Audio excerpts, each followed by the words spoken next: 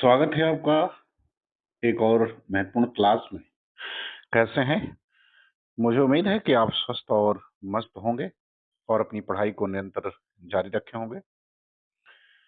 यदि आप LT grade, UPP, UPSI, TGT, PGT, NET, BPSC, JRC, GDC इन परीक्षाओं की तैयारी कर रहे हैं तो यह व्याकरण की क्लास आपके लिए बहुत महत्वपूर्ण है। यदि आप चैनल पर नए हैं तो चैनल को सब्सक्राइब कर लें। यदि आपने सब्सक्राइब किया है तो आप वीडियो को लाइक जरूर करें। तो चलिए शुरू करते हैं व्याकरण की एक महत्वपूर्ण क्लास। पहला सवाल देखते हैं। पहला सवाल क्या कह रहा है? पहला सवाल कह रहा है कि बी रस प्रधान रचना में कौन सा गुण प्रधान होता है। तो पहले सवाल का उत्तर आपको बताना है कि बी रस प्रधान रचना में कौन सा गुण प्रधान होता है। ए कह रहा है ओज, बी प्रसाद, सी माधुर्य और डी कह रहा है ये सभी। तो पहले का उत्तर आपको बताना है कि इसका सही उत्तर जो है वो क्या होगा। तो इसका सही उत्तर आपका विकल्प ए जो है वो हो जाएगा। बी रस प्रधान रचना में ओज गुण की क्या होती है? वो प्रमुखता होती है। अब आते हैं सवाल नंबर दूसरा। सवाल नंबर दूसरा क्या कह रहे हैं? सवाल नंबर दूसरा कह रहे हैं कि जब ते इतते घनश्याम सुजान अचानक ही बलसंग सिधारे, करपै मुखचंद धरे सजनी नित सोचत ही तो कहा मन प्यारे मारे। इन पंक्तियों में किस संचारी भाव का उल्लेख हुआ है? तो आपको ये बताना है कि ये जो पंक्तियां लिखी हैं इसमें किस तरह के संचारी भाव का उल्लेख किया गया है। ए कह रहा है मोह, बी कह रहा है स्मृति, सी ग्लानि और डी कह रहा है वितर्क। तो आपको ये बताना है कि इसमें किस तरह के संचारी भाव का उल्लेख है। तो इसमें जो है वो स्मृति नामक संचारी भाव का उल्लेख किया गया है। तो विकल्प बी जो है इसका उत्तर क्या होगा? वो उत्तर इसका जो है वो सही हो जाएगा। कौन सा विकल्प? बी विकल्प जो है वो सही होगा, क्योंकि इसमें जो है स्मृति नामक संचारी भाव का उल्लेख है। संचारी भावों की बात करें तो संख्या 33 होती है जो कि सर्वमान्य है। चले अब देखते हैं सवाल नंबर आपका तीसरा। तीसरा नंबर सवाल करे कि हिंदी के किस आचार्य ने छल नामक संचारी भाव को प्रचारित किया। ए रामचंद्र शुक्ल, बी डॉक्टर नगेंद्र, सी देव और डी कह रहा है भिखारी दास। तो तीसरे प्रश्न का उत्तर बताना है कि छल नामक संचारी भाव को किसने प्रचारित किया। तो इसको प्रचारित किया है देव ने। तो विकल्प सी उत्तर जो है इसका क्या होगा? वो सही हो जाएगा। चलिए अब आते हैं हम लोग सवाल नंबर 4 पर। सवाल नंबर 4 कह रहे हैं कि प्रत्येक चरण में 28 मात्रा 16-12 की यति अंत में लघु गुरु किस छंद में होता है। ए कर हरिगीतिका, बी बरवे, सी रोला और डी कर छप्पे। तो चौथे प्रश्न का उत्तर बताना है, इसका सही उत्तर जो है वो क्या होगा। तो इसका सही उत्तर विकल्प ए हो जाएगा आपका, हरिगीतिका छंद में ऐसा होता है। चले बात करते हैं सवाल नंबर 5 की। सवाल नंबर 5 में कह रहे हैं कि मोहन बहुत खाना खाता है, वाक्य के रेखांकित भाग में पुरुषवाचक सर्वनाम की पहचान कीजिए। ए कह रहे मध्यम पुरुषवाचक सर्वनाम है, बी कह रहे उत्तम पुरुषवाचक सर्वनाम, सी कह रहे कि अन्य पुरुषवाचक सर्वनाम और डी कह रहे कि इनमें से कोई नहीं। तो आपको पांचवें सवाल का उत्तर बताना है। अब पांचवें में क्या कह रहा है? पांचवें में कह रहा है कि मोहन बहुत खाता है, तो वाक्य में रेखांकित कौन है? मोहन। आपको ये बताना है कि मोहन में किस तरह का पुरुषवाचक सर्वनाम है, मध्यम पुरुष है, उत्तम पुरुष है या अन्य पुरुष है। तो इसमें अन्य पुरुषवाचक सर्वनाम है। विकल्प सी उत्तर इसका क्या होगा? सही हो जाएगा। अब आते हैं सवाल नंबर छठवां। सवाल नंबर छठवां क्या कह रहा है? देखिए सवाल नंबर छठवां कह रहा है कि मुख है अम्बुज सो सही मीठी बात विषेखी में कौन सा अलंकार है। आपको ये बताना है कि इसमें कौन सा अलंकार है। ए कह रहा है प्रतीप अलंकार, बी कह रहा है विभावना, सी कह रहा है असंगति और डी कह रहा है वितरिक अलंकार। तो मुख है अमृत सो सही मीठी बात विषय की, इसमें जो है वो वितरीक अलंकार है। कौन सा अलंकार है? वितरीक अलंकार है। तो विकल्प डी इसका उत्तर जो है वो सही हो जाएगा। उपमेय की उपमान से अधिकता या न्यूनता सूचित करने वाले अलंकार को हम वितरीक अलंकार कहते हैं। चलिए अब हम लोग बात करते हैं सवाल नंबर 7 की। सवाल नंबर 7 में क्या कह रहे हैं? सवाल नंबर 7 में कह रहा है कि कहे रघुबीर के चरित अपारा, कहूँ मति मोर निरत संसारा। आपको बताना कि इसमें कौन सा अलंकार है। ए कह रहा है भ्रांतिवान, बी कह रहा है उदाहरण, सी कह रहा है कि प्रतिवस्तुपमा और डी कह रहा है निदर्शना। तो सातवें में आपको बताना है कि इसमें किस तरह के अलंकार का प्रयोग जो है वो किया गया है सातवें नंबर सवाल में। तो सातवें सवाल में अगर बात की जाए तो इसमें जो है वो निर्देशना अलंकार है। विकल्प डी इसका उत्तर जो है वो क्या होगा, वो सही हो जाएगा। अब निर्देशना अलंकार होता कहाँ है, तो जहां वस्तुओं का पारस्परिक संबंध संभव अथवा असंभव होकर सादृश्यता का आदान करता है, उसे हम निर्देशना अलंकार कहते हैं। चलिए, अब हम लोग बात करते हैं सवाल नंबर 8 की। सवाल नंबर 8 में कह रहा है कि किस विद्वान के अनुसार तक, भर, मात्र, वैसा, सा, आजकल, परसों आदि अव्यय नहीं है, क्योंकि इनके आगे कारक की विभक्तियों का प्रयोग होता है। ए कर भोलानाथ तिवारी, बी कामता प्रसाद गुरु, सी कर राम कुमार वर्मा और डी कह रहा है कि दामोदर पंडित। तो आपको ये बताना है कि किसके अनुसार ये सब जो है अव्यय नहीं है, क्योंकि इनके आगे विभक्तियों का प्रयोग किया जाता है। तो इसकी अगर बात करें तो ये बात कामता प्रसाद गुरु के द्वारा कही गई है, तो विकल्प बी उत्तर इसका जो है वो सही हो जाएगा। चलिए, अब हम लोग बात करते हैं सवाल नंबर 9 की। सवाल नंबर 9 में क्या कह रहे हैं? सवाल नंबर 9 में कह रहे हैं कि कामता प्रसाद गुरु के अनुसार निम्नलिखित का हिंदी भाषा की उत्पत्ति के अनुसार सही क्रम क्या होगा? तो आपको नीचे आपको ये बताना है कि जो नीचे विकल्प दिया हुआ है, इसमें सही विकल्प क्या होगा और हिंदी भाषा की उत्पत्ति का सही क्रम क्या है? पहला करे सौरसेनी, दूसरा नागर अपभ्रंश, तीसरा करे पश्चिमी हिंदी और डी करे वर्तमान हिंदी। तो नीचे दिए गए विकल्प में से आपको सही उत्तर का चयन करना है। ए करे 1 2 3 4, बी करे कि 2 3 4 1, सी करे कि 3 4 1 2 और डी करे कि 4 1 2 3। तो हमको बताना है कि कामता प्रसाद गुरु के अनुसार जो हिंदी की उत्पत्ति का विकास क्रम है वो कौन सा है? तो इसमें उत्तर अगर देखा जाए तो इसका विकल्प ए जो है वो सही हो जाएगा। सौरसेनी, नागर अपभ्रंश, पश्चिमी हिंदी और उसके बाद वर्तमान हिंदी। अब आते हैं हम लोग सवाल नंबर 10 पर। सवाल नंबर 10 में क्या करें? कह रहे देवनागरी लिपि कैसे लिखी जाती है? तो 10वें सवाल में आपको बताना है कि देवनागरी लिपि कैसे लिखी जाती है। ए कह रहा है दाएं से बाएं की ओर, बी कह रहा है नीचे से ऊपर की ओर, सी कह रहा है कि ऊपर से नीचे की ओर और डी कह रहा है कि बाएं से दाएं की ओर। तो आपको बताना है कि देवनागरी लिपि लिखी कैसे जाती है, तो ये बाएं से दाएं लिखी जाती है। विकल्प डी इसका उत्तर जो है वो सही हो जाएगा। चलिए, अब बात करते हैं हम लोग सवाल नंबर 10 की। सवाल नंबर 10 में कह रहे हैं कि किस शैली से तमिल, तेलुगु, मलयालम और कन्नड़ लिपियों का विकास हुआ है? ए कह रहा है दक्षिण, बी पश्चिम, सी पूर्वी और डी कह रहा है उत्तरी। तो आपको क्या बताना है? आपको ये बताना है कि किस शैली से जो है तमिल, तेलुगु, मलयालम, कन्नड़ लिपियों का विकास हुआ है। तो देखिए इसका विकास जो है दक्षिणी दक्षिणी शैली से हुआ है। किस शैली से? दक्षिणी शैली से हुआ है। तो विकल्प ए इसका उत्तर सही हो जाएगा। ब्राह्मी के 2 भाग दक्षिणी शैली और उत्तरी शैली है। तो दक्षिणी शैली से जो है वो तमिल, तेलुगु, मलयालम और कन्नड़ का विकास हुआ। उत्तरी शैली की बात करें तो उससे जो है देवनागरी का विकास हुआ है। चलिए, बात करते हैं सवाल नंबर 12 की। सवाल नंबर 12 में करें कि निम्नलिखित में से कौन सवर्ण घोष महाप्राण है? आपको ये बताना है कौन सा घोष जो है वो क्या है? महाप्राण है। ए करें श, बी स, सी श और डी हा। तो आपको ये बताना है कि जो घोष भी हो और क्या हो, वो महाप्राण भी है। तो 12 नंबर सवाल का उत्तर आपको बताना है। क्या है? घोष हो और क्या हो? महाप्राण हो। तो यदि हम इसमें बात करें कि कौन सा घोष और महाप्राण है, तो विकल्प डी जो है सही हो जाएगा। ह घोष भी है और क्या है? महाप्राण भी है। चले, अब हम लोग देखते हैं सवाल नंबर 13।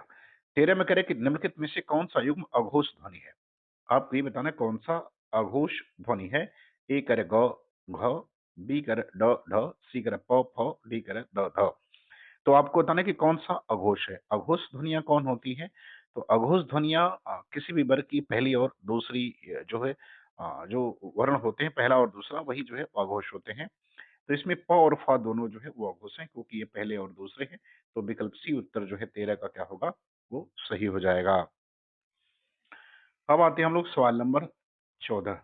सवाल नंबर 14 में कह रहे हैं कि कहत नटत रीझत खिझत मिलत खिलत लज्जात, भरे भवन में करत है नैनन ही सोबात, उपरोक्त दोहे में प्रयुक्त मुख्य क्रियापदों की संख्या कितनी है? तो आपको ये बताना है कि इसमें जो है क्रियापद कितने हैं, उस उन क्रियापदों की संख्या आपको बतानी है। विकल्प ए कह रहा है कि 1 है, बी कह रहा है 2, सी कह रहा है 7 और डी कह रहा है 8। तो आपको मुख्य क्रियापदों की संख्या जो है इसमें बतानी है। बिहारी का दोहा है। तो इसमें मुख्य क्रियापदों की संख्या की अगर हम बात करें तो इसमें कुल मुख्य क्रियापद जो है वो 7 हैं। तो विकल्प सी जो है इसका उत्तर सही हो जाएगा। कहत, नटत, रेझत, खेझत, मेलत, खिलत और लज्जात, ये जो है 7 इसमें आपको क्या मिलेंगे? मुख्य क्रियापद हैं। बाकी जबकि एक इसमें गौण क्रियापद की पद है बात करना। चले, अब आते हैं हम लोग सवाल नंबर 15। 15 नंबर सवाल पर क्या कह रहे हैं? कह रहे मैंने पत्र लिखा वाक्य में पत्र कौन सा कारक है? आपको ये बताना है कि मैंने पत्र लिखा, इसमें पत्र में कौन सा कारक है? ए कह रहा है कर्ता, बी संबंध, सी कर्म और डी कह रहा है कारण। तो 15 नंबर सवाल का सही उत्तर देना है। तो मैंने पत्र लिखा, इस वाक्य में पत्र जो है वो कर्म कारक है। तो विकल्प सी इसका उत्तर क्या होगा? वो सही हो जाएगा। जब क्रिया के साथ क्या जोड़कर प्रश्न किया जाए और कुछ उत्तर प्राप्त हो तो वहां पे कर्म कारक होगा। ये कर्म की पहचान जो है यही होती भी है। चलिए, बात करते हैं सवाल नंबर 16 की। 16 नंबर सवाल में कह रहे हैं कि निम्नलिखित में से कौन-सा स्त्रीलिंग है? आपको ये बताना कि कौन-सा शब्द इसमें जो है वो स्त्रीलिंग है। ए कह रहा है उत्साह, बी कह रहा है कि ये चक्रव्यूह है, चक्रव्यूह नहीं है, चक्रव्यूह है। सी कह रहा है मृत्यु और डी कह रहा है संकल्प। तो आपको ये बताना कि कौन-सा इसमें जो है वो स्त्रीलिंग है। तो इसमें स्त्रीलिंग की बात की जाए तो मृत्यु स्त्रीलिंग है, बाकी सभी पुल्लिंग हैं। तो विकल्प सी उत्तर 16 का सही हो जाएगा। अब आते हैं सवाल नंबर 17। सवाल नंबर 17 में कह रहे हैं कि निम्नलिखित में से स्त्रीलिंग शब्द को चुनिए। तो इसमें भी आपको स्त्रीलिंग शब्द का क्या करना है? चुनाव करना है। ए धुआं, बी संध्या, सी भत्ता और डी दावा। तो आपको ये बताना है कि इसमें से कौन सा शब्द जो है वो स्त्रीलिंग है। तो संध्या शब्द स्त्रीलिंग है। विकल्प बी इसका उत्तर जो है वो सही हो जाएगा। बाकी सभी जो है वो पुल्लिंग हैं। बात करते हैं हम लोग सवाल नंबर किसकी? 18 की। सवाल नंबर 18 में कह रहे हैं कि निम्नलिखित शब्दों में से एक वचन है। तो आपको ये बताना है कि कौन-सा इसमें जो है वो एक वचन है। ए कह रहा है प्राण, बी दर्शन, सी होंठ और डी कह रहा है तेल। तो आपको ये बताना है कि कौन-सा इसमें जो है एक वचन है। तो एक वचन तेल है। विकल्प डी जो है इसका उत्तर क्या होगा? सही हो जाएगा। अब आते हैं हम लोग सवाल नंबर 19। 19 नंबर सवाल क्या कह रहे हैं? कह रहे गुदड़ी का लाल मुहावरे का अर्थ क्या है? आपको ये बताना है कि गुदड़ी का लाल इस मुहावरे का सही अर्थ क्या होगा? ए कह रहा है असुविधाओं में उन्नत होने वाला, बी कह रहा है गरीबी में घिरा होना, सी कह रहा है गुदड़ी का लाल रंग का होना और डी कह रहा है महत्वपूर्ण व्यक्ति होना। तो आपको ये बताना है कि गुदड़ी का लाल मुहावरे का सही अर्थ क्या होगा? तो इसका सही अर्थ होगा असुविधाओं में उन्नत होने वाला। तो विकल्प ए उत्तर इसका क्या होगा? सही हो जाएगा। अब आते हैं सवाल नंबर 20। 20 में कह रहा है कि प्रतिष्ठा, जल, चमक किस शब्द के अनेकार्थी हैं? आपको ये बताना है प्रतिष्ठा, जल और चमक ये किस शब्द के अनेकार्थी हैं? ए कह रहा है अग्नि, बी आकाश, सी मोती और डी कह रहा है पानी। तो 20वें सवाल का उत्तर बताना है कि किसके अनेकार्थी हैं। तो ये सभी के सभी जो है ये आपके पानी के अनेकार्थी हैं। किसके? पानी के। तो विकल्प डी उत्तर इसका सही होगा। अब आते हैं हम लोग सवाल नंबर 21। 21 में कह रहा है कि बड़ा घर, छोटा आदमी और नीला वस्त्र में विशेष पद कौन से हैं? आपको क्या बताना है? बड़ा घर, छोटा आदमी, नीला वस्त्र में विशेष पद कौन से हैं? ए कह रहा नीला छोटा, बी कह रहा बड़ा छोटो, सी कह रहा घर, आदमी, वस्त्र और डी कह रहा कि छोटा और नीला। तो आपको इसमें विशिष्ट पद की पहचान करनी है। विशिष्ट पद का मतलब होता है कि जिसकी विशेषता बताई जाए। एक तरह से आप ये कह सकते हैं कि आप संज्ञा के बारे में बताएं। तो बड़ा घर में घर, छोटा आदमी में आदमी और नीला वस्त्र में वस्त्र। तो विकल्प सी उत्तर जो है क्या होगा? इसका उत्तर सटीक सही हो जाएगा। अब आते हैं हम लोग सवाल नंबर 22। 22 में कह रहा है कि समास में आए पदों को छोड़कर जब किसी अन्य पदार्थ की प्रधानता हो तो कौन सा समास होता है? ए द्वंद्व, बी द्विगु, सी तत्पुरुष और डी कह रहा है बहुब्रीहि। तो यदि हम इस सवाल के बारे में बात करें तो ये कहना ये चाह रहा है कि अन्य पद की प्रधानता वाला समास तो वो बहुब्रीहि होता है। विकल्प डी इसका उत्तर क्या होगा? वो सही हो जाएगा। बात कर रहे हैं अब सवाल नंबर 23। 23 में कह रहे हैं कि निम्नलिखित में से कौन तद्धित प्रत्यय वाला शब्द नहीं है? आपको ये बताना है कि कौन सा इसमें से तद्धित प्रत्यय वाला शब्द नहीं है। ए कह रहा है शिक्षक, बी कह रहा है पौरुषेय, सी कह रहा है मायावी और डी कह रहा है सजावट। तो 23 वाले प्रश्न का उत्तर आपको बताना है कि कौन सा जो है इसमें वो तद्धित प्रत्यय वाला शब्द नहीं है। तो सजावट जो है वो तद्धित प्रत्यय वाला शब्द नहीं है, क्योंकि ये जो है वो कृदंत प्रत्यय वाला शब्द है। सजमूल शब्द और आवट इसमें क्या लगा है? वो प्रत्यय जो है इसमें लगा हुआ है। चले, अब हम लोग बात करते हैं सवाल नंबर 24। 24 में कह रहे हैं कि अचार शब्द जो है इनमें से किस भाषा से आया है? आपको क्या बताना है? आपको बताना है कि अचार शब्द जो है वो किस भाषा से आया हुआ है। ए अंग्रेजी, बी पुर्तगाली, सी फ्रेंच और डी कह रहा है डच भाषा। तो यदि 24 का उत्तर देखा जाए तो ये एक पुर्तगाली शब्द है। तो विकल्प बी उत्तर इसका क्या होगा? वो सही हो जाएगा। चले, अब हम लोग बात करते हैं सवाल नंबर 25 में। 25 करें कि निम्नलिखित में तद्भव शब्द कौन सा है? आपको ये बताना है कि इसमें से कौन सा शब्द तद्भव है। ए करें धूल, बी नग्न, सी पंक्ति और डी करें पक्ष। तो आपको ये बताना है कि इसमें कौन सा शब्द जो है वो तद्भव है। धूल है, नग्न है, पंक्ति है या पक्ष है। तो इसमें तद्भव शब्द विकल्प ए है, सही हो जाएगा। धूल जो है वो तद्भव है। आप कमेंट करके जरूर बताएं कि धूल का तत्सम शब्द जो है वो क्या होता है। अब हम लोग बात करते हैं सवाल नंबर 26। 26 नंबर सवाल में कह रहे हैं कि पार्वती का प्रवाची नहीं है। आपको ये बताना है कि पार्वती का कौन सा शब्द प्रवाची नहीं है। ए करे गिरिजा, बी अपर्णा, सी शैलजा और डी करे शिवानी। तो पार्वती का प्रवाची जो नहीं है उसके बारे में आपको बताना है। तो पार्वती का प्रवाची जो है वो अपर्णा नहीं है, तो विकल्प बी उत्तर इसका क्या होगा, वो सही हो जाएगा। बाकी सभी जो हैं वो पार्वती के प्रवाची शब्द हैं। अब हम लोग आते हैं सवाल नंबर 27। कह रहे हैं कि निम्नलिखित में से कौन सा शब्द समुद्र का प्रवाची है। आपको ये बताना है कि कौन सा शब्द समुद्र का प्रवाची है। ए करे सरिता, बी सागर, सी सरोवर और डी करे जलद। तो जो समुद्र का प्रवाची है उसके बारे में आपको बताना है। 27 नंबर सवाल। तो समुद्र का प्रवाची सागर होगा। विकल्प बी उत्तर इसका क्या होगा, वो सही हो जाएगा। अब आते हैं सवाल नंबर 28। 28 नंबर सवाल में कह रहे हैं कि मोर का प्रवाची शब्द है।